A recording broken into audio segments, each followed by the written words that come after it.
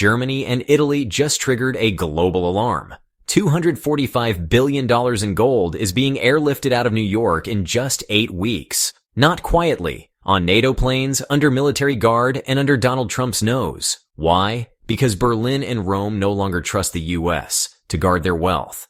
The Fed's credibility is cracking, markets are on edge, and if this move spirals, it could spike mortgage rates, tank bonds, and rattle the dollar's throne. This isn't about gold. It's about who still believes in America. On June 14th, 2025, a NATO logistics memo leaked in Brussels. It revealed an active plan to transfer 1,730 tons of gold, worth over $245 billion, from the New York Federal Reserve back to Europe within 8 weeks.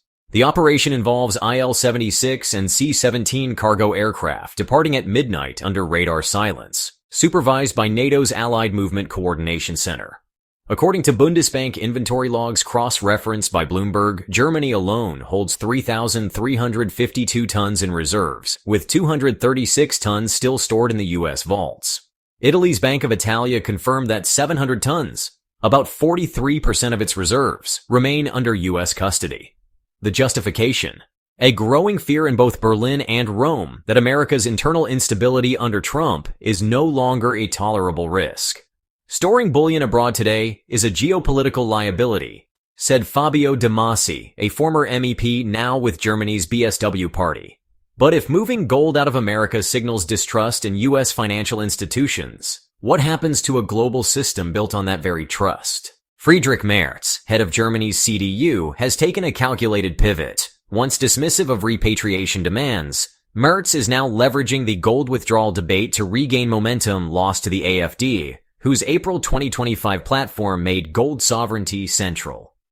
A May 29th Bundestag poll found 54% of Germans now support bringing all gold reserves home, a sharp rise from 31% in 2021, according to ZDF and ARD.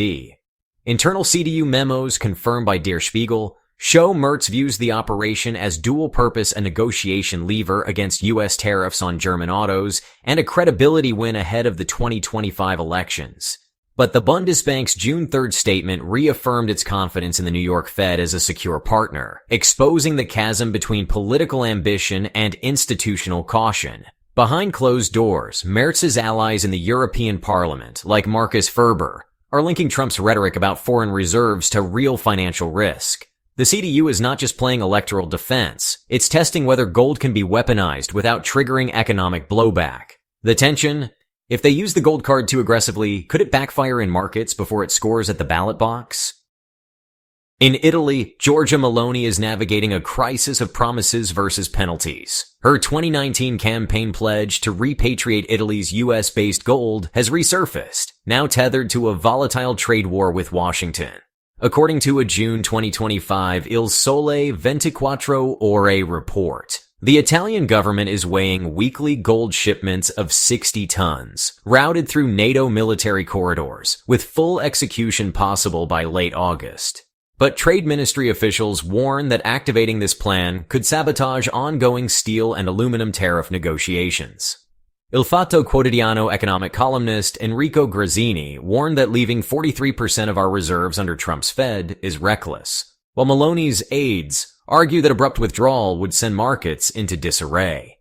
Italy's central bank, facing pressure from both sides, remains silent, an indication that the decision may not come from technocrats, but from a political risk calculation. The deeper dilemma is this: can Meloni repatriate gold without triggering financial retaliation? Or will hesitation brand her a populist in retreat? The scale and speed of the operation are honestly just staggering. A leaked Bundeswehr logistics presentation reviewed by Reuters outlines a 10-week flight schedule for moving up to $210 billion worth of gold, split into 45 overnight sorties. Each shipment involves armored convoys from the Fed's Manhattan Vault to Stewart Air National Guard Base, with round-the-clock NATO surveillance. Germany previously executed a similar operation from 2013 to 2017, repatriating 674 tons from Paris and New York with zero public disclosure until it was all done. But this time, the public narrative is unraveling in real time. And, global bond desks are watching closely.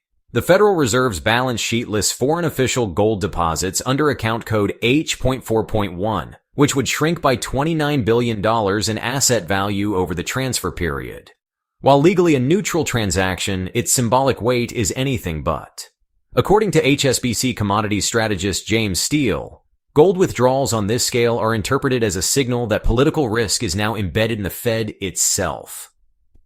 The real question isn't about logistics, it's whether this flight of gold becomes a run on confidence. The first shock came not from Berlin or Rome, but actually from Wall Street. According to JP Morgan's June bond market outlook, a 1,730-ton gold withdrawal scenario would produce short-term upward pressure on reverse repo auctions, causing overnight bid-ask spreads to widen by $22 to $26 billion in week 1 alone. Treasury yields would likely jump 7 to 10 basis points, which sounds small, until you realize it raises mortgage costs by an average of $380 per year on a $350,000 loan, according to Mortgage News Daily. That same shift adds $44 billion annually to U.S. debt servicing, per CBO forecasts.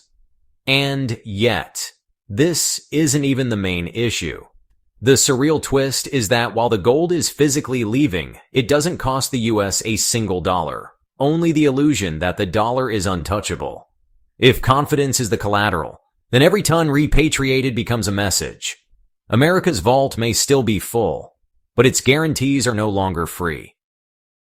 Since January 2025, President Trump has imposed over $23 billion in new tariffs on European goods, including a 20% levy on German auto exports and steel quotas targeting Italy's southern corridor.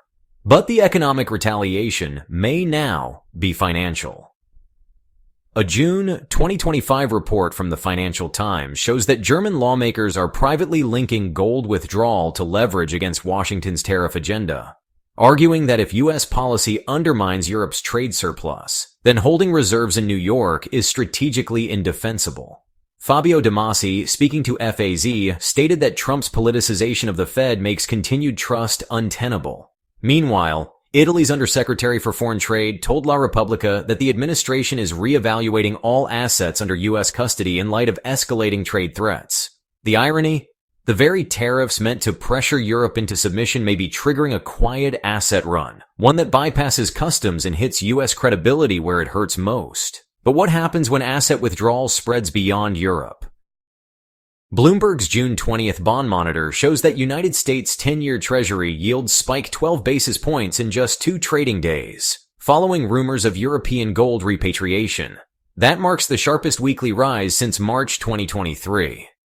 Traders, cited thin liquidity and anticipatory sell-offs by European institutions hedging against further Fed politicization.